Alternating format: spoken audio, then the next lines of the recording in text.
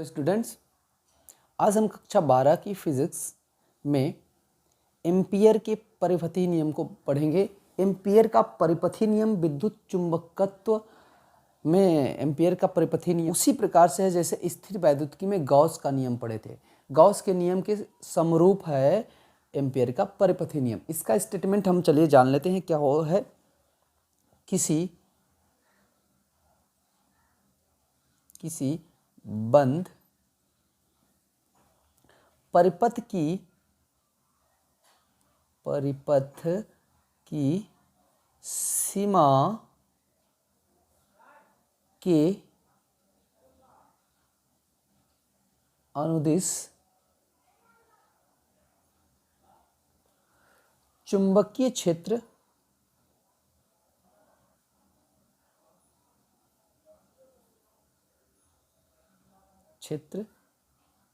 B का रेखीय समाकलन, ठीक है, चुंबकीय क्षेत्र B का रेखीय समाकलन पथ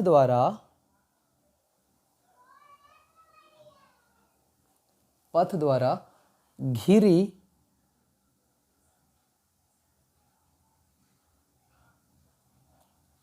नेट धारा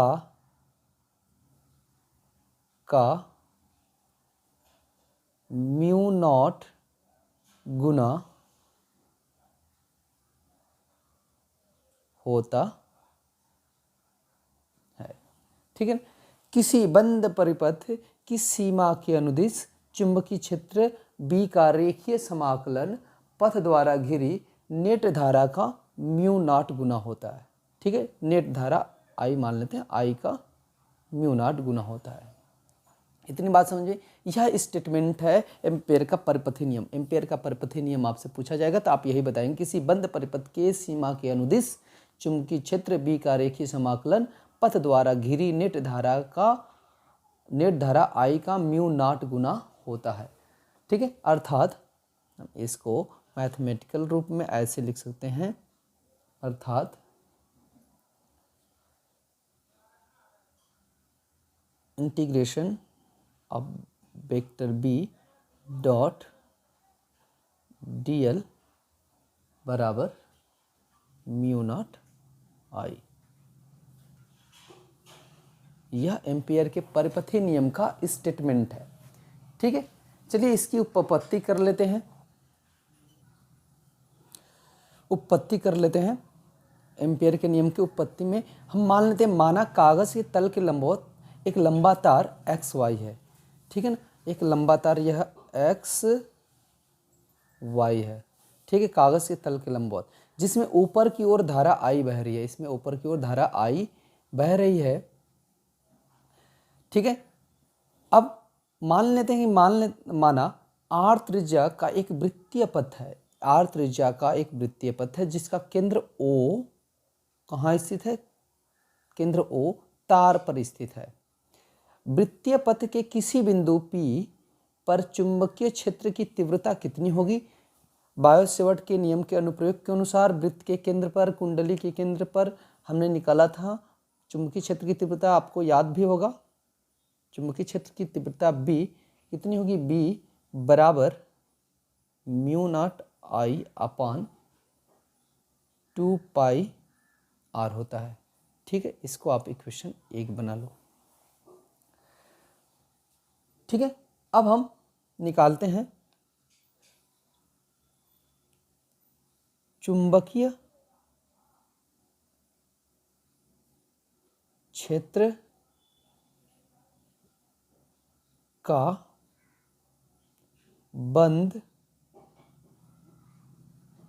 पथ के अनुदिश रेखीय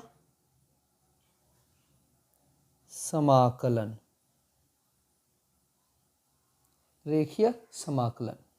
क्या होगा?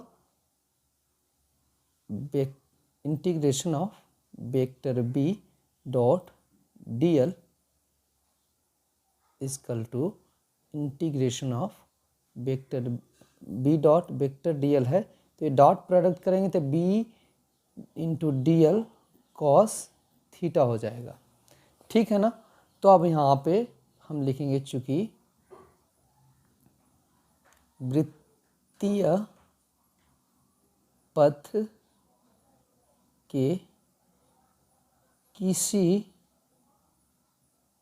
बिंदु पर वेक्टर बी तथा वेक्टर डी एल एक ही दिशा में है।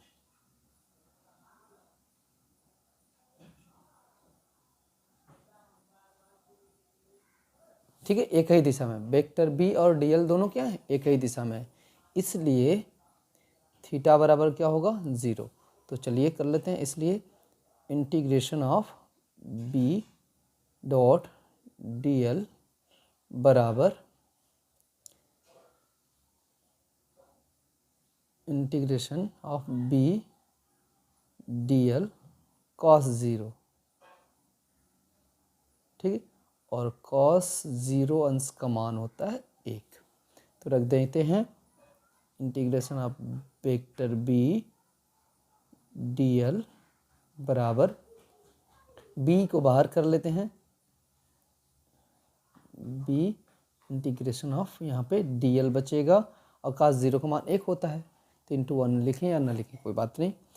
अब चूंकि यहाँ पे since integration of D L कहने का मतलब यह हुआ कि ये इस पूरे वृत्त D L D L D L D L D L जोड़ते चले जाएंगे तो पूरे वृत्त की परिधि आएगी, यानी वृत्त की परिधि, अब वृत्त की परिधि कितनी होगी 2 पाई आर। चलिए यहाँ रख देते हैं integration of vector B into D L बराबर बी इंटू 2 पाई आर, ठीक है। इक्वेशन नंबर 2 मान लेते हैं। अब लिखेंगे समीकरण 1 व 2 से क्या होगा भाई, समीकरण 1 से b का मान 2 में रख देते हैं, समीकरण 1 से b का मान 2 में रख दीजिए, तो हो जाएगा integration of vector b D L बराबर mu naught I upon 2 pi R into 2 pi R. देखिए 2 पाई आर से 2 पाई आर कैंसिल हो जाएगा, ठीक है, 2 पाई आर से 2 पाई आर कैंसिल हो जाएगा, तो बचेगा integration of vector B vector D L equal to mu naught into I, ठीक है। यही एम्पियर का परिपथी नियम है, यही एम्पियर का परिपथीय नियम है, ठीक है, यही एम्पियर का परिपथी नियम। एम्पियर का परिपथी नियम प्रूफ हो गया, स्टेटमेंट भी आपको बता दिया गया, ठीक है। तो हम आशा करते हैं कि आपको यह पूरा समझ में आया होगा एम्पियर का परिपथी नियम क्या है और उसका अप्रूवल। तो वीडियो आपको अच्छी लगी तो ज़्यादा से ज़्यादा शेयर करिए, लाइक करिए और अपने दोस्तों को बताइए। यदि आप अभी तक हमारे चैनल को सब्सक्राइब नहीं किए हैं तो सब्सक्राइब कर लीजिए, बेल आइकन नोटिफिकेशन की बेल दबा लीजिए ताकि आपको हमारी हर एक वीडियो की नोटिफिकेशन मिलती रहे। Thank you so much.